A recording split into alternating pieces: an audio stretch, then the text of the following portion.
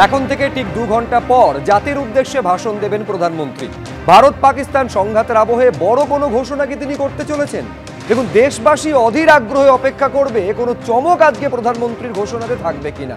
ঠিক ততটাই উৎকণ্ঠা নিয়ে তাকিয়ে থাকবে পাকিস্তানও, কারণ প্রধানমন্ত্রীর একের পর এক পদক্ষেপ, একের পর এক বক্তব্যে পাকিস্তানের এখন এই মুহূর্তে থরহরিকম্প অবস্থা।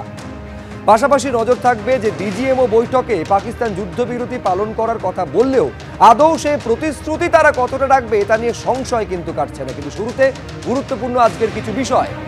বড় কোনো ঘোষণা, রাত 8টায় জাতির উদ্দেশ্যে ভাষণ দেবেন প্রধানমন্ত্রী। সরাসরি সেই ভাষণ সম্প্রচার করবে এবিপি আনন্দ, আপনারাও চোখ রাখবেন।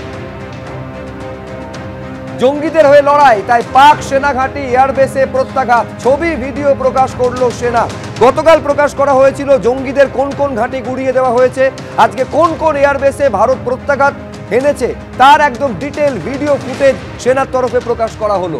পাক সরকারের জঙ্গি পুজো, নিহত জঙ্গির শেষকৃত্যে সেনাকর্তা, পুলিশ কর্তা থেকে বিধায়ক, ভাবুন যারা ল মেকার, যারা দণ্ডমুণ্ডের কর্তা পাকিস্তানের প্রশাসনের এবং সরকারের, তারা উপস্থিত রয়েছেন জঙ্গিদের শেষকৃত্যে। এরপরে আর কিছু কি বাকি থাকে প্রমাণ করার জন্য যে পাকিস্তান আসলে জঙ্গিদের পৃষ্ঠপোষকতা করে? আর সংঘর্ষ বিরতি লঙ্ঘন নয়, ভারত পাক ডিজিএমও বৈঠকে আশ্বাস পাকিস্তানের, অর্থাৎ সেই আশ্বাস, দেশটার নাম যেহেতু পাকিস্তান, না আচালে বিশ্বাস নেই। খেয়াল রাখতে হবে যে ডিজিএমও পর্যায়ে প্রথম যে বৈঠকটা হলো সেখানেও কিন্তু আশ্বাস পাকিস্তান দিয়েছিল। 3 ঘন্টার মধ্যে ছবিটা কিভাবে বদলে যায় পাকিস্তানের সৌজন্যে দেশবাসী জানে। কিন্তু এই মুহূর্তে আমি একবার সরাসরি 2 জায়গার ছবি আপনাদের সামনে রাখতে চাইবো, যেখানে আমাদের 2 প্রতিনিধি রয়েছেন, একদিকে অমৃতসরে রয়েছেন এবং অন্যদিকে কাশ্মীরে রয়েছেন 2 প্রতিনিধি। সুকান্ত শ্রীনগরের ছবি তুলে ধরবেন এবং একেবারে ওয়াঘা সীমান্ত থেকে আমাদের প্রতিনিধি পার্থপ্রতিম ঘোষ রয়েছেন। কিন্তু তার আগে আপনাদের দেখাতে চাইবো এই যে ডিজিএমও বৈঠক, যে ডিজিএমও বৈঠকটা নির্ধারিত সময় ছিল বেলা 12টা, তারপরে পরিবর্তিত হয়ে বিকেল 5টা হয়, সেটা কিছুক্ষণ আগে শেষ হয়েছে এবং এইখানে সিদ্ধান্ত হয়েছে সংঘর্ষ বিরতি চুক্তি আর লঙ্ঘন করবে না পাকিস্তান। এই অবস্থায় ঠিক 2 ঘন্টারও কিছু কম সময় বাকি রয়েছে। রাত 8টায় যে জাতির উদ্দেশ্যে ভাষণ দেবেন প্রধানমন্ত্রী নরেন্দ্র মোদী। 1 ঘন্টা 57 মিনিট বাকি রয়েছে। লক্ষ্য থাকবে, নজর থাকবে দেশবাসীর, কোনো বড় ঘোষণা কি তিনি করতে চলেছেন, তার এই ঘোষণার মধ্যে কোনো বড় চমক কি থাকবে?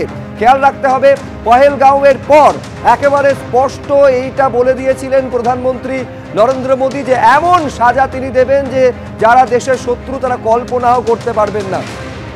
এই অবস্থায় কেন্দ্র এটাও বুঝিয়ে দিয়েছে স্পষ্ট করে যে জঙ্গিরা যদি কোনো কাজ করে, অর্থাৎ আর কোনো যদি জঙ্গি কার্যকলাপ হয়, এটা কিন্তু একেবারে নীতিগত সিদ্ধান্ত নেওয়া হয়েছে যে তা ভারতের বিরুদ্ধে যুদ্ধ হিসাবে দেখা হবে, অর্থাৎ ওয়ার এগেইনস্ট ইন্ডিয়া হিসেবে দেখা হবে কোনো টেররিস্ট অ্যাক্টিভিটি যদি হয়। এই অবস্থায় আজকে কি ঘোষণা করতে চলেছেন? কিন্তু আমি শুরুতে এইখানে একবার সরাসরি সুকান্তের কাছে যাব। সুকান্ত, নিঃসন্দেহে এই ডিজিএমও পর্যায়ের যে বৈঠক, সেই বৈঠকের দিকে তো তাকিয়ে রয়েছেন উপত্যকার মানুষ, তার কারণ সেখান থেকে গতকাল যেরকম পরিস্থিতি ছিল সেইটা বজায় থাকবে কিনা, শান্তি, এইটা মাথায় রাখতে হবে। প্রথমবার ডিজিএমও বৈঠকে 3 ঘন্টা পরে কিন্তু ছবিটা বদলে গেছিল, অর্থাৎ সেই সিজফায়ার ভায়োলেশন, সেই তুমি যখন আমাদের সঙ্গে সরাসরি কথা বলছো 8টার কিছু পরে, লাইভে তুমি দেখিয়েছো মাথার উপর থেকে ড্রোন উড়ে যাচ্ছে, বলে আজকে এই যে একটা আশ্বাস পাকিস্তানের ডিজিএমও দিয়েছেন, কতটা উপত্যকার মানুষ তাতে ভরসা রাখছেন? একেবারে দেখো, আজকে রাতটা অত্যন্ত গুরুত্বপূর্ণ, তার কারণ কিছুক্ষণ আগে ডিজিএমও লেভেলে ভারত ও পাকিস্তানের যে বৈঠক হয়েছে সেখান থেকে আমরা জানতে পারছি যে বিগ ডেভেলপমেন্ট, যেখানে পাকিস্তানের তরফে ডিজিএমও যিনি ছিলেন অর্থাৎ কাফিল আবদুল্লাহ, তিনি কিন্তু একেবারে বলে দিয়েছেন যে পাকিস্তানের তরফে যুদ্ধ সংঘর্ষ বিরতিকে লঙ্ঘন করা হবে না, অর্থাৎ সিজ ফায়ার তারা লঙ্ঘন যে করবেন না সেটা কিন্তু আজকেও তারা পরিষ্কার বলে দিলেন। ফলত এই যে সংঘর্ষ বিরতি যে কত দীর্ঘমেয়াদী হতে চলেছে সেটা কার্যত পরিষ্কার। কিন্তু না আচালে বিশ্বাস নেই যে কথা তুমি বললে, কেন না গত পরশু দিনকে অর্থাৎ 10 তারিখেও ঠিক একই রকমভাবে কিন্তু পাকিস্তানের তরফে বলা হয়েছিল যে তারা সংঘর্ষ বিরতি লঙ্ঘন করবে না এবং 5টার পর থেকে এই যে বার্তা সেটা লাগু হয়ে যাবে 2 দেশের জন্য। কিন্তু 3 ঘন্টা পরে আমরা কি দেখলাম যে একেবারে ডাল লেকের ওপরে, ডাল লেকের ধারে যখন আমরা ছিলাম সেই ডাল লেকের ওপর থেকে দেখলাম 5 থেকে 10টা পাকিস্তানি ড্রোন চলে গেল উড়ে। একাধিক জায়গাতে আমরা দেখলাম এক্সপ্লোশনের শব্দ। প্রথমে আমরা আতশবাজি ভেবেছিলাম, পরে জানা গেল যে না, এটা পাকিস্তানের তরফে যুদ্ধবিরতিকে লঙ্ঘন করা হলো। কিন্তু এবং টোটালটা ব্ল্যাক আউট হয়ে গেল গোটা শ্রীনগর জুড়ে। শুধু শুধুমাত্র শ্রীনগর নয়, পাশাপাশি অন্যান্য সমস্ত জায়গাতে, জম্মুতে, পাঠানকোটে বা অমৃতসরে প্রত্যেকটা জায়গাতে কিন্তু একই রকমভাবে এই সংঘর্ষ বিরতিকে লঙ্ঘন করা হলো। ফলত কালকের দিনটা অত্যন্ত গুরুত্বপূর্ণ ছিল, যেহেতু আজকে মিটিং ছিল, ফলত কালকে দেখা যায় যে কোনো ব্ল্যাকআউট হয়নি কিংবা কোনো সংঘর্ষ বিরতিকে লঙ্ঘন করা হয়নি। আজকে ইতিমধ্যে বৈঠক হয়েছে, পাকিস্তানের তরফে তারা সংঘর্ষ বিরতি লঙ্ঘন করবে না তা জানিয়ে দেওয়া হয়েছে, কিন্তু তারপরেও পরশুর যে ঘটনা সেটাকেও কিন্তু আজকে মাথায় রেখে উপত্যকার মানুষ সজাগ রয়েছেন, সতর্ক রয়েছেন, পাশাপাশি 3 বাহিনী সতর্ক রয়েছেন, জম্মু কাশ্মীর পুলিশও সতর্ক রয়েছে, যাতে আজকে ফের যেই মুহূর্তে অন্ধকার নামবে পাকিস্তানের কি ভূমিকা থাকে, অর্থাৎ তারা কি ফের সেই পরশুদিনের ঘটনার পুনরাবৃত্তি করবে, নাকি এবারে আগের ঘটনা থেকে ভারতীয় বাহিনী যেভাবে প্রত্যুত্তর দিয়েছিল, একেবারে মুখের উপর যে জবাব দিয়েছিল, সেই ভয় থেকে বা সেই জায়গা থেকে পাকিস্তান একেবারে যে আজকে তারা কথা বলেছে বা যে একেবারে তারা বলেছেন যে সংঘর্ষ বিরতি তারা রাখবেন, তারা উল্লঙ্ঘন করবেন না, সেটাকে তারা রাখবেন একেবারে সেইটা দেখার বিষয়। তার কারণ প্রতিশ্রুতি না রাখতে কিন্তু সিদ্ধহস্ত পাকিস্তান। এক্ষেত্রে যে ডিজিএমও স্তরে বৈঠক হয়েছে এবং একেবারে স্পষ্ট নিজেদের অবস্থান জানিয়ে দেওয়া হয়েছে, এখন পাকিস্তান কি করবে সময়ের সঙ্গে সেটা বোঝা যাবে। এইখানে আমি পার্থর কাছে এই কারণে যাব, পার্থ দেখতে পাচ্ছি তোমার পেছনে লেখা আছে ইন্টিগ্রেটেড চেকপোস্ট আটারি, অর্থাৎ সীমান্তে যদি উত্তেজনা তৈরি হয় তার সব থেকে আগে এবং সব থেকে খারাপ প্রভাব এই সীমান্ত এলাকায় পড়ে। এখন কি পরিস্থিতি? এখন পরিস্থিতিটা হচ্ছে কড়া নজরদারি, কড়া সতর্কতা, সেটা কিন্তু বজায় রয়েছে। ছবিটা দেখাতে বলবো আমার সহকর্মী শ্যামল জানাকে। আমরা রয়েছে এই জায়গায় আটারি এবং কিছু এখান থেকে 23 কিলোমিটার দূরে হচ্ছে প্রান্তের লাহোর, এবং এই যে প্রান্ত রয়েছে এখানটা হচ্ছে বর্ডার এলাকা, এবং সেই বর্ডার এলাকার 1 কিলোমিটার দূরে অর্থাৎ ওয়াগা, আটারি ওয়াগা যে বর্ডার, তার 1 কিলোমিটার দূরে কিন্তু সবটা বন্ধ করে রাখা হয়েছে, গাড়ি যেতে দেওয়া হচ্ছে না, অন্যদিকে কাউকে হেঁটেও সেই প্রান্তে যেতে দেওয়া হচ্ছে না, এবং সবটাই একেবারে সিল্ড করা অবস্থা রয়েছে। এখান থেকে কড়া নজরদারি, সেই নজরদারি ব্যবস্থা রয়েছে। এবং আজকে তুমি নিশ্চয়ই একটা বিষয় লক্ষ্য করবে যে ভারতের তরফ থেকে যখন এই সাংবাদিক বৈঠক করা হয় তখন বলা হয় যে বিষয়টা, সেটি হচ্ছে যে আমাদের লড়াই হচ্ছে জঙ্গিদের সঙ্গে, আমাদের লড়াই সিভিলিয়ানদের সঙ্গে নয়, আমাদের লড়াই পাক সেনার সঙ্গে নয়। কিন্তু বারবার দেখা গেছে এই অমৃতসরের বিভিন্ন যে প্রান্ত রয়েছে সেই জায়গায় পাকিস্তানের তরফ থেকে ড্রোন অ্যাটাক করে সিভিলিয়ানদের উপরে আক্রমণ করার চেষ্টা করা হয়েছে, যদিও সেটা ব্যর্থ হয়েছে। তবে আজকে গোটা বিষয় এখনও পর্যন্ত যে ব্ল্যাকআউট বা অন্য কিছু, সেই বিষয়ে এখনও কোনো নির্দেশিকা আসেনি। কালকে রাত্রিবেলা একেবারে গোটা বিষয়টিকে কালকে রাত্রে স্বাভাবিক ছিল, এবং আজকে নতুন করে কোনো আপডেট এখনও পর্যন্ত আসেনি। এবং সীমান্তের যে ছবিটা তোমায় দেখালাম সেটা হচ্ছে একেবারে কড়া নজরদারির মাধ্যমে, একেবারে কড়া নজরদারি এই অবস্থায় রয়েছে। আমি এইখানে একেবারে বিএসএফ এর ডিআইজি সমীর মিত্রর কাছে এই কারণে আসবো, প্রাক্তন ডিআইজি। আমি বলছি সমীর দা, মূল বিষয়টা হচ্ছে এই পাকিস্তানকে কতটা ভরসা করা যায়। পাকিস্তানের সঙ্গে যখন প্রথম ডিজিএমও স্তরে মিটিংটা হলো, তারপরে প্রতিশ্রুতি দেওয়া হলো, আচ্ছা পাকিস্তানের ডিজিএমও প্রথম ফোনটা করেছিলেন, 3 ঘন্টার মধ্যে ছবিটা বদলে গেল, মানে প্রতিশ্রুতি তারা রাখলো না। আজকে এই সূত্র মারফত খবর পাওয়া যাচ্ছে মিটিংটা যখন চলছে সমীরদা, পাকিস্তানের ডিজিএমও অত্যন্ত ডিফেন্সিভ নাকি তিনি ছিলেন, এবং তিনি প্রতিশ্রুতি দিয়েছেন যে এরপর আর কোনো সিজফায়ার ভায়োলেশন হবে না। আপনি সীমান্ত অনেক ভালো বোঝেন, কতটা আপনি বিশ্বাস করছেন এই পাকিস্তানকে?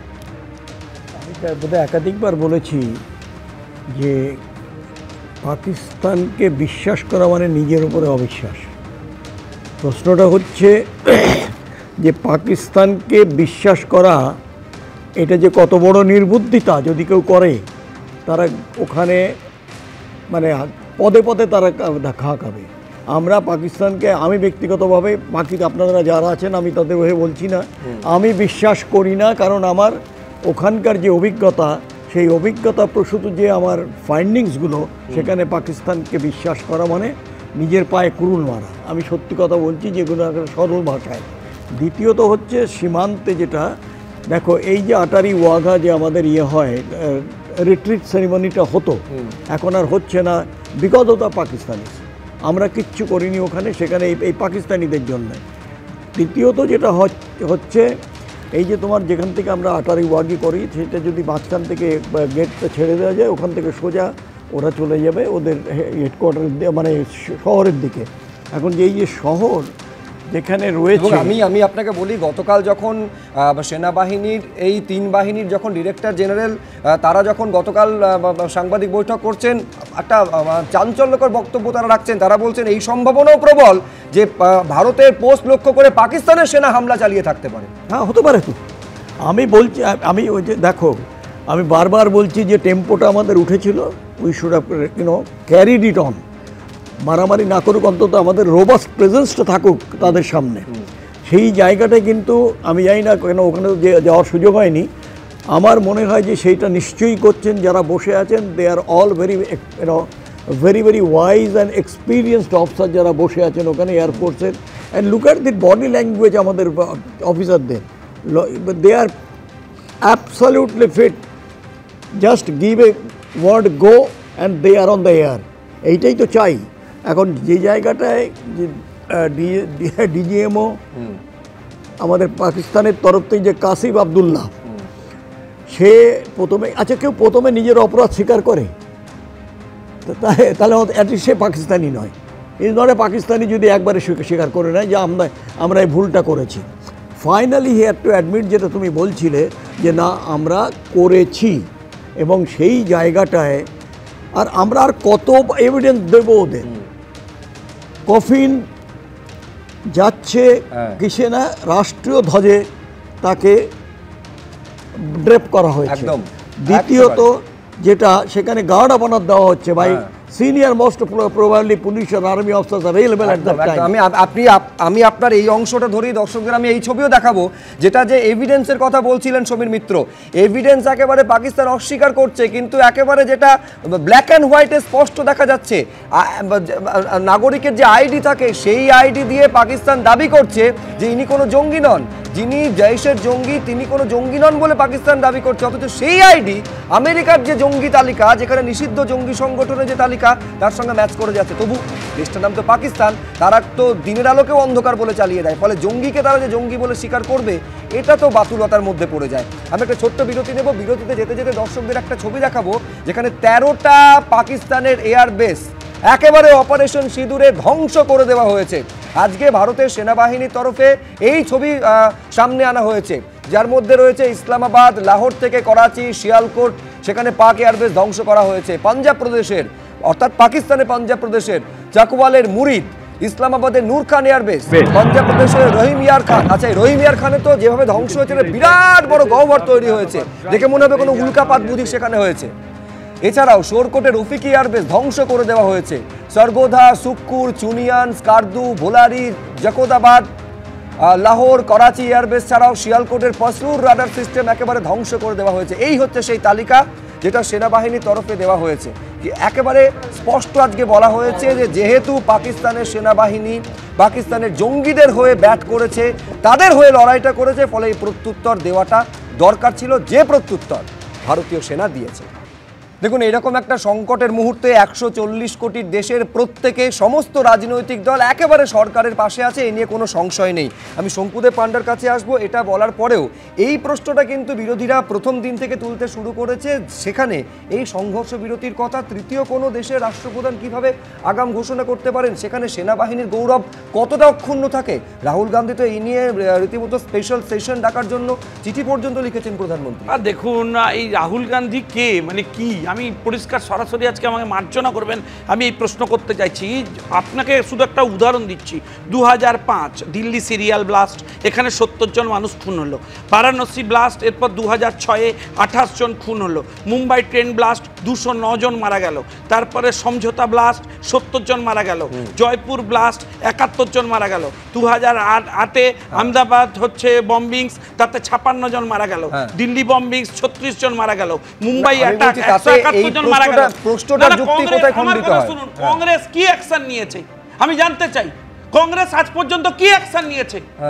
বিদেশি শক্তির কাছে মনমোহন সিং গিয়ে আমায় মার্জনা করবেন, তিনি বিশিষ্ট অর্থনীতিবিদ, কিন্তু তার সময় কংগ্রেস তো কোনো অ্যাকশন নেননি, হাতে পায়ে ধরেছিল আমেরিকা।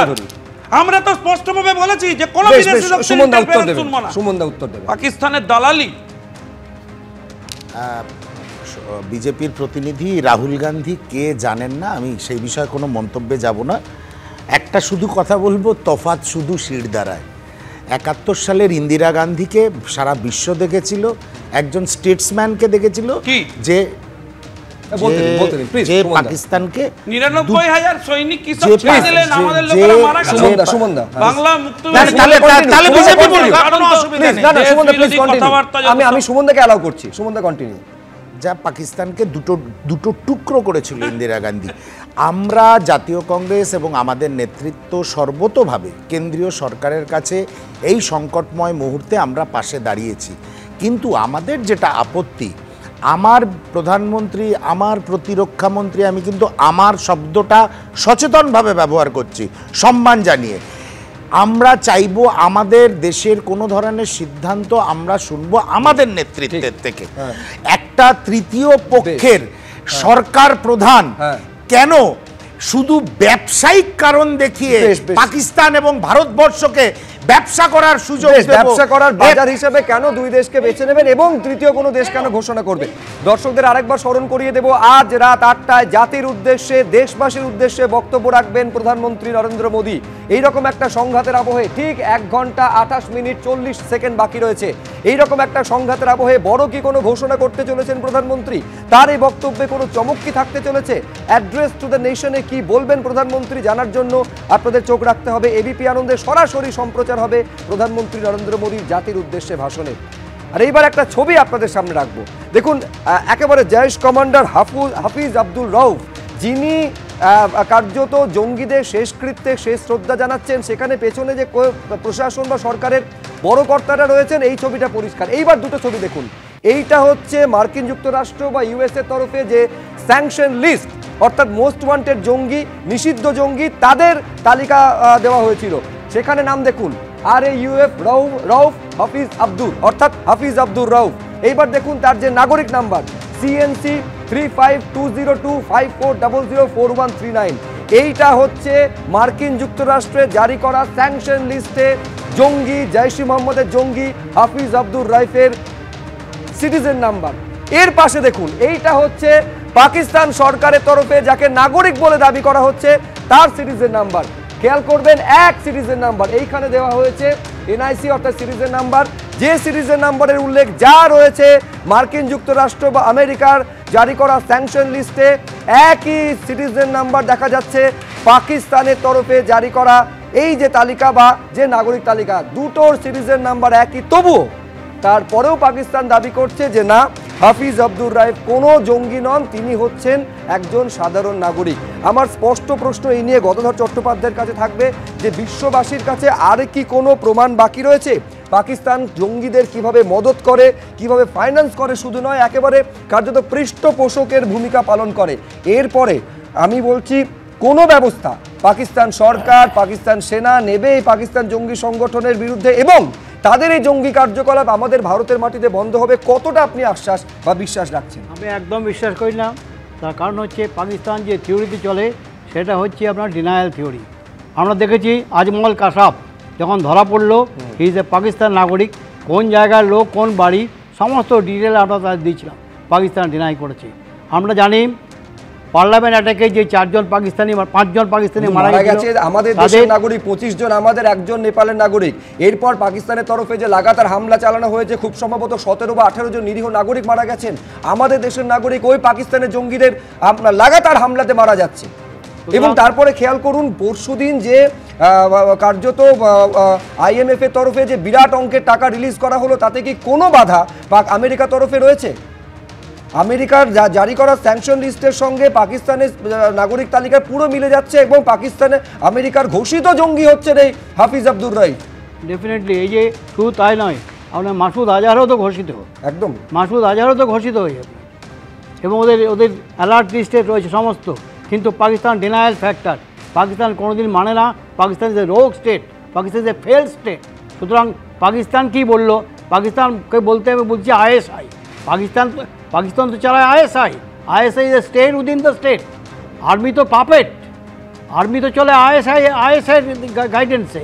এবং ISI এর সঙ্গে এই যে আপনার র্যাডিক্যাল ইসলাম যাদের, এদের একটা নেক্সাস রয়েছে, এই নেক্সাস যতদিন না ভাঙবে। সুতরাং আর্মির সঙ্গে আর্মি এবং আল্লাহ বলতে হবে, এখানে র্যাডিক্যাল ইসলামকে বলছি যে আল্লাহ এবং র্যাডিক্যাল ইসলাম যতদিন পর্যন্ত না ভাঙতে পারবেন ততদিন পর্যন্ত এই যে আমরা এখন যে সংহতি যে চুক্তিটা করেছি টেম্পোরাল, এটা হয়তো ক্রস বর্ডারে ফায়ারিংটা বন্ধ হবে কিন্তু পাকিস্তানের থেকে যে আপনার এই যে স্টেট স্পন্সর টেরোরিজম যাকে বলি, সেটা টোটালি যদি অ্যানিহাইড না হয় তাহলে কিন্তু কথা বলে কোনো লাভ হবে না, কোনো লাভ হবে না। পাকিস্তানকে মোটেই বিশ্বাস আমি করা বলছি, যায় তাহলে কোন ধরনের অ্যাকশন আপনি চাইছেন, মানে আমার এইটা পুরোপুরি বন্ধ করার জন্য, পুরোপুরি পার্মানেন্ট বন্ধ করার সলিউশনের যে- জন্য? যে টোটাল যে অ্যাকশন আমরা নিয়েছি, 9টা ক্যাম্পকে উড়িয়েছি, বাকি ক্যাম্পগুলোকে উড়িয়ে দেওয়া, এবং শুধু টেরর না, টেররের যারা মদত দেয় তাদেরও উড়িয়ে দেওয়া। এবং আমরা 13টা জায়গায় বম্বিং করেছি। পাকিস্তান ব্যাকফুটে আছে এখন। পাকিস্তান ব্যাকফুটে থাকার জন্যেই এই সংঘবিরতি যে এসেছে, ওরা কিন্তু উইলিংলি আসে না, ওরা একটা ব্যাকফুটে এসেছে, দেখেছে আমাদের অ্যাগ্রেসিভ যে অ্যাটিটিউড যেটা আছে এটা কিন্তু কন্টিনিউ করা দরকার। অ্যাগ্রেসিভ অ্যাটিটিউড না দেখাতে পারি তাহলে কিন্তু ওরা কিন্তু আমাদের এ করবে না। সুতরাং এই একটা সুযোগ এসছে যেখানে পাকিস্তানকে আমরা পাকিস্তান থেকে এই যে আমরা যদি টেরোরিজম থেকে state sponsor terrorism by Pakistan যে বন্ধ করতে না পারি তাহলে কিন্তু, সুতরাং এই আর্মি এবং আল্লাহর এই যে নেক্সাসটা, আল্লাহ বলতে এখানে র্যাডিক্যাল ইসলামটাকে বলছি আমি, র্যাডিক্যাল মৌলবাদের কথা বলছেন। হ্যাঁ, পাকিস্তানি আর্মি এবং আর্মি, আমরা পাকিস্তানের কথা বলছি। আমি যতগুলো কথা বলছি সব পাকিস্তানের কথা। আর্মি এবং আল্লাহ এই নেক্সাসটাকে যদি বন্ধ না করতে পারেন ততদিন পর্যন্ত আমাদের ঘরে শান্তি আসবে না। আমি এইখানে বিএসএফ এর প্রাক্তন ডিআইজির কাছে আসবো, কিন্তু তার আগে এই যে হাফিজ আব্দুর রৌফ, একেবারে জৈশের শুধু জঙ্গি নয়, আপনাদের মনে থাকবে কান্দাহার বিমান অপহরণের অন্যতম ওয়ান্টেড ছিল এই জঙ্গি, যে জঙ্গিকে একদম সাধারণ নাগরিক বলে কার্যত সার্টিফিকেট দিচ্ছে পাক সরকার। এই পাকিস্তান কিভাবে জঙ্গিদের বিরুদ্ধে ব্যবস্থা নিতে পারে, তার কতটা ভরসা আদৌ রাখা যায়? এই অবস্থায় ভারত, দেখুন একটা বিষয় ভারতের তরফে স্পষ্ট করে দেওয়া হয়েছে যে এরপর যাবতীয় যা কথাবার্তা যদি কিছু হয় সেটা একমাত্র পিওকে নিয়ে হবে, আদারওয়াইজ যা হবে ডিজিএমও পর্যায়ে কথা হবে। সমীর মিত্রর কাছে আসার আগে দেখাতে চাইবো এই হাফিজ আব্দুর রৌফ নিয়ে পাকিস্তানের তরফে কি বলা হলো, ভারতীয় সেনাবাহিনীর তরফে কি বলা হলো, পরপর দেখুন। He is this man. His name is Hafiz Abdur Rauf, who is actually leading the prayers. And he is born in March 1973. You can see his details, family details and everything over here. मुझे बड़ी ही शदीद तकलीफ है और रंज भी है कि बगैर किसी तस्दीक के, बगैर किसी तहकीक के मेरे बारे में इतनी बड़ी बड़ी बातें और बैनुल अक़वामी चीज़ें बयान कर दी हिंदुस्तान ने और उनके मीडिया ने, जो बिल्कुल ही मुज़क्का खेज़ है और जिसका हक़ाइक़ से क़तन कोई ताल्लुक़ नहीं है। I wonder what message this picture actually sends to all of you. It's also odd that the funerals of civilians are carried out with the coffins being draped in Pakistani flags and state honors being accorded. We achieved total surprise, and those strikes across those 9 terror hubs left more than 100 terrorists killed, including high-value targets such as Yusuf Azhar, Abdul Malik Rauf, and Mudassir Ahmed that were involved in the hijack of IC-814 and the Pulwama blast. আমি সুবীর মিত্রর কাছে যাওয়ার আগে আমি যে বারে বারে বলছিলাম না যে একেবারে পাকিস্তান পৃষ্ঠপোষকতা করে জঙ্গিদের এবং জঙ্গি কার্যকলাপের, একটা উদাহরণ দিই। যে ছবিটা আপনারা এতক্ষণ দেখছিলেন যেখানে হাফিজ আব্দুর রৌফ, তার ভাই মারা গিয়েছে মোহাম্মদ ইউসুফ আজহার, তার যেটা শেষকৃত্যে কার্যত শ্রদ্ধা জ্ঞাপন করছে, পেছনে কাকে কাকে দেখতে পাচ্ছেন? একজন হচ্ছেন লেফটেন্যান্ট জেনারেল ফৈয়াজ হুসেন শাহ, পরবর্তী নাম মেজর জেনারেল রাও ইমরান সরতাজ, তারপরে নাম হচ্ছে ব্রিগেডিয়ার মোহাম্মদ ফুরকান সাব্বির, তারপরে নাম হচ্ছে উসমান আনোয়ার, যিনি হচ্ছেন পাকিস্তানের পাঞ্জাব প্রদেশের আইজিপি অর্থাৎ আইজি অফ পুলিশ, তারপরে হচ্ছে মালিক শোয়েব আহমেদ ভাট, ইনি হচ্ছেন পাকিস্তানের পাঞ্জাব প্রদেশের বিধায়ক। আমি বলছি সমীরদা, এরপরে আর কোন প্রমাণ বিশ্ববাসীর কাছে দেওয়ার বাকি থাকতে পারে যে পাকিস্তান হচ্ছে একটা টেররিস্ট স্টেট? কেন তাদের বিরুদ্ধে বিশ্বস্তরে কড়া ব্যবস্থা নেওয়া হবে না? এবং এই প্রশ্নটার উত্তর দিতে হবে। তারপরেও IMF এর তরফে এই ফান্ডটা তারা পায় কিভাবে? এখানে যে যার এই যে তুমি এত ডিটেলসে বললে, আমরা কেন বলতে যাব? হি was a terrorist, there is no two opinion about it, and the terrorist has no right to function here. তাকে মারা হয়, সে মারা গেছে এবং আমাদের ইয়েতে মারা গেছে মিশনে, এরপরে কোনো রকম আমাদের দায়বদ্ধতা নেই, because he was a terrorist. যদি টেররিস্টকে যদি আমরা এত তার জন্য তারা এত এভিডেন্স গুলো ইয়ে করতে হয়, তাহলে আমরা কাজটা কখন করব?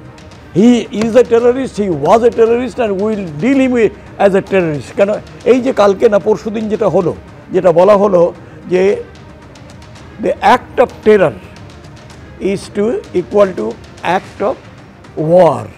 তাহলে আমরা সেইগুলো যে বলছি সেটা কেন? আমাদের এই জন্যই বলছি যে আমাদের হাতে যেন আরেকটুখানি আমরা একটু ফ্লেক্সিবলি হতে পারি, যে এত জায়গায় ইয়ে করে রেখে। আর এই সব এরা তো মানে ইউনাইটেড নেশনসে এদের লিস্ট রয়েছে যে they are the wanted terrorist, they are the hardcore terrorist. এবং যে বারবার এই যে আজহার মাসুদ, তাকে কেন আমরা ইন্টারন্যাশনাল টেররিস্ট করে দেখি? যে because the China put their veto. এটা একের পর এক নয়, আজকে নয় খালি, আজকে এরা ফাটা যেটা রয়েছে, যেটা টাকাটা এদের দেওয়া হতো, সেই টাকাটা অন্তত বন্ধ করে দিয়েছে। Because this are not being utilised for the purpose for which the money has been given. সুতরাং পাকিস্তান এরা কোনো দিনই, যদি কেউ বলে যে এই কথাটা বলার পরে আমরা we can at least give them a chance, আমি বলবো they should not be given any kind of chance ওদের নিজের দেশের মধ্যে। এবং আমাদের এদিকে যখনই আমি তো বলবো যে we should bring the high the high trajectory weapon, যে ঠুকতে থাকো ওদের, আর কোনো ব্যাপারই নেই। কত বছর ধরে আমরা ওদের টলারেট করবো এইভাবে? The government should take a very firm stand. একেবারে সমীর মিত্র বলছেন যে পাকিস্তান ওদের বিরুদ্ধে, জঙ্গিদের বিরুদ্ধে ব্যবস্থা নেবে, এই ভরসা করাটাও ভুল, বিশ্বাস করাটাও ভুল। ভারতের উচিত একেবারে ঘুষকে মারা যেটা বলে সেই রকম গিয়ে একেবারে জঙ্গি নিকেশ করতে হবে। আমি বলছি সমীরদা, আমি সমীর চট্টোপাধ্যায়ের কাছে আসতে চাইছি। আমি বলছি একাধিকবার প্রধানমন্ত্রী তার বক্তব্যে এই যে টেররিজমের বিরুদ্ধে তার কড়া অবস্থানের কথা স্পষ্ট করেছেন, বিশেষ করে পেহেলগাঁও কাণ্ডের পর। কখনো তিনি বলেছেন দেশের শত্রুরা কল্পনাতীত সাজা পাবে, কখনো একেবারে any act of terrorism war against India, ভারতের বিরুদ্ধে যুদ্ধ বলে ধরা হবে এবং সেই মতন ব্যবস্থা হবে। কখনো বলেছেন, গতকালই এইটা সূত্র মারফত জানা গেছে, বলেছেন যে গুলি চালালে এখান থেকে গোলা চলবে। এবিপি আনন্দর যে একেবারে অনুষ্ঠান, সেখানে এসে তিনি এইটা বলে গিয়েছেন যে সিন্ধুর জল কিভাবে বইবে, কতটা বইবে, কখন বন্ধ হবে, সেটা আমার দেশ স্থির করবে। কোথাও মনে হয় আজকে 8টায় যখন দেশবাসীর উদ্দেশ্যে ভাষণ দেবেন, এরকম কড়া কোনো বার্তা, আরও বড় কোনো অ্যাকশনের দিকে যেতে পারেন প্রধানমন্ত্রী? না, ওনার বার্তা তো 22 তারিখের ঘটনার পরেই উনি যা বিহারের ভোট প্রচারে গিয়ে দিয়েছেন, আমরা 7ই মে সেই ঘটনা তো দেখেছি। এবং সেখানে সফিয়া কুরেশি থেকে কমান্ডার বমিকা সিং, তারা তো সমস্ত কিছু বলেছে। এবার স্বাভাবিকভাবে উনি যত বলছেন তার স্বাভাবিকভাবে আজকে বিশ্বাস শব্দটা,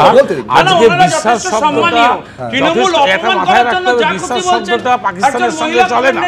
আজকে দেশের স্বার্থে, অন্তত শঙ্কু পণ্ডার মুখে মানায় না, যারা রাজনীতি করতে গিয়ে পুলওয়ামার ঘটনা, আজকে সেনার সাফল্যকে বিজেপি সাফল্য করে নিয়েছে, এটা নয়।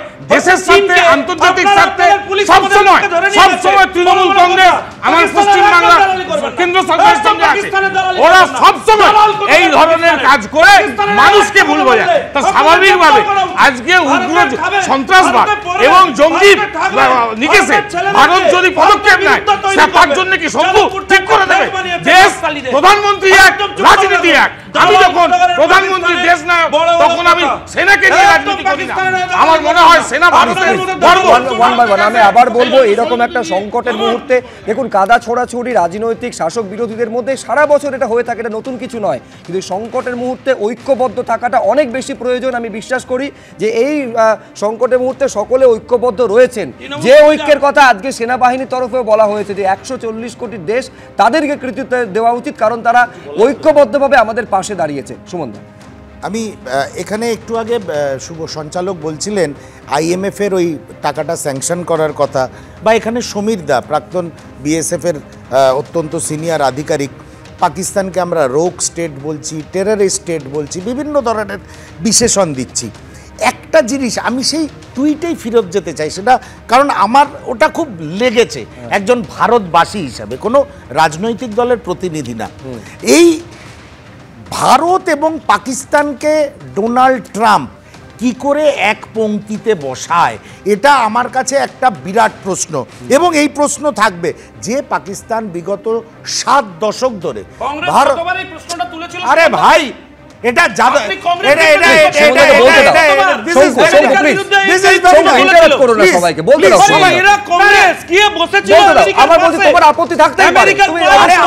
আমারটা শেষ হয়, বিগত 7 দশক ধরে ভারতবর্ষকে কখনো উগ্রপন্থীদের ঢুকিয়ে দিয়ে, কখনো নিজের সেনা ব্যবহার করে ভারতবর্ষকে ডিস্টেবিলাইজ করার চেষ্টা করেছে। তারপর সেই পাকিস্তান এবং ভারতকে এক পংক্তিতে বসিয়ে ব্যবসার কুমির ছানা দেখিয়ে ডোনাল্ড ট্রাম্প এই টুইটটা করলেন বা তার এক্স হ্যান্ডেল পোস্ট দিলেন। আমি ভারত সরকারের কাছে, মাননীয় প্রধানমন্ত্রীর কাছে একজন ভারতবর্ষের নাগরিক হিসাবে প্রশ্ন করতে চাই, ভারতবর্ষ আমেরিকার এই দাদাগিরি কতদিন বক্তব্য হচ্ছে ওনার আগে মনমোহন সিং এর কাছে প্রশ্ন করা উচিত ছিল। এ তো কাশ্মীরে হয়েছে, পেহেলগামে অ্যাকশন নিয়ে নিয়েছে সঙ্গে সঙ্গে ভারত সরকার অপারেশন সিন্ধু। আমি জানতে চাই ওনার কাছে যে যখন সরাসরি মুম্বাই থেকে গিয়ে আমেরিকার পেছনে বসেছিলেন,